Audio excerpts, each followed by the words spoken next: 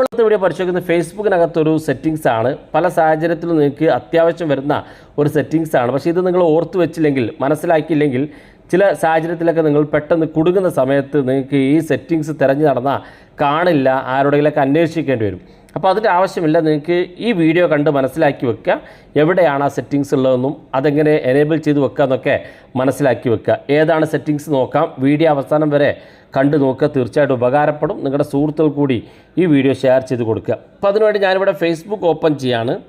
Facebook open ചെയ്ത് കഴിഞ്ഞാൽ ഇതുപോലെ കാണിക്കും. ഫേസ്ബുക്കിൻ്റെ ഏറ്റവും മുകളിൽ വലത് ഭാഗത്ത് നമ്മുടെ പ്രൊഫൈൽ കാണും, അത് ക്ലിക്ക് ചെയ്ത് കൊടുക്കുക. ക്ലിക്ക് ചെയ്യുമ്പോൾ ഇതുപോലെ കാണിക്കും. ഇവിടെ നിങ്ങൾ ഏറ്റവും മുകളിൽ വലത് ഭാഗത്ത് സെറ്റിങ്സിൻ്റെ ഐക്കൺ കാണും, അത് ക്ലിക്ക് ചെയ്ത് കൊടുക്കുക. എന്താണ് ഈ ഫീച്ചർ എന്ന് ഞാൻ പറഞ്ഞു തരാം. നമ്മൾ ഫേസ്ബുക്കിൽ എന്തെങ്കിലും അത്യാവശ്യ ഘട്ടത്തിലൊക്കെ നമ്മുടെ ഫേസ്ബുക്ക് അക്കൗണ്ട് ഒന്ന് ഡീആക്ടിവേറ്റ് ചെയ്യണം എന്ന് തോന്നുകയാണ്.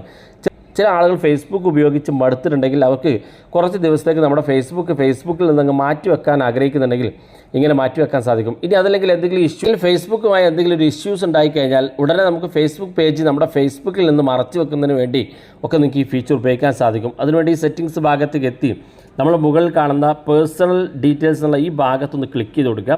ക്ലിക്ക് ചെയ്യുമ്പോൾ ഇതുപോലെ കാണിക്കും. നമ്മുടെ ഫേസ്ബുക്ക് അക്കൗണ്ടും ഇൻസ്റ്റാഗ്രാം അക്കൗണ്ടുമായിട്ട് ലിങ്ക് ചെയ്തിട്ടുണ്ടെങ്കിൽ അതൊക്കെ ഇതിനകത്ത് കാണാൻ സാധിക്കും. ഇവിടെ താഴെ ഭാഗത്തേക്ക് വന്നാൽ ഇവിടെ നമുക്ക് പേഴ്സണൽ ഡീറ്റെയിൽസ് എന്നുള്ള ഓപ്ഷൻ കാണും, അത് നമ്മൾ ക്ലിക്ക് ചെയ്ത് കൊടുക്കുക. ക്ലിക്ക് ചെയ്യുമ്പോൾ ഇതുപോലെ കാണിക്കും. നമ്മുടെ മൊബൈൽ നമ്പറും ഇമെയിലും നമ്മുടെ ബർത്ത്ഡേസ് കാണും. ഇവിടെ താഴെ കാണുന്ന ഭാഗത്ത് അക്കൗണ്ട് ഓണർഷിപ്പ് ആൻഡ് കൺട്രോൾ എന്നുള്ള ഒരു ഓപ്ഷൻ കാണും, അത് ക്ലിക്ക് ചെയ്ത് കൊടുക്കുക. ഇവിടെ 2 ഓപ്ഷൻ ഉണ്ട്. ഒന്നാമത്തത് മെമ്മറിലൈസേഷൻ, അതായത് ഫേസ്ബുക്ക് ഉപയോഗിക്കുന്ന ആളുകൾ മരണപ്പെട്ട് കഴിഞ്ഞാൽ അവരുടെ ഫേസ്ബുക്ക് അക്കൗണ്ട് നമുക്ക് ഇങ്ങനെ ഈ ഒരു ഭാഗത്ത് ക്ലിക്ക് ചെയ്ത് നമുക്കത് ക്ലോസ് ചെയ്യാൻ സാധിക്കും. രണ്ടാമത്തെ ഡീആക്ടിവേഷൻ ഓർ ഡിലീഷൻ എന്നുള്ള ഇതാണ് നമ്മൾ ചെയ്യേണ്ടത്. ഡിലീഷൻ നമുക്ക് ഡിലീറ്റ് ചെയ്യാനും ഡീആക്ടിവേറ്റ് ചെയ്യാനുള്ള ഫീച്ചറാണ് ഇതിനകത്ത്. നമ്മളത് ക്ലിക്ക് ചെയ്ത് കൊടുക്കുക.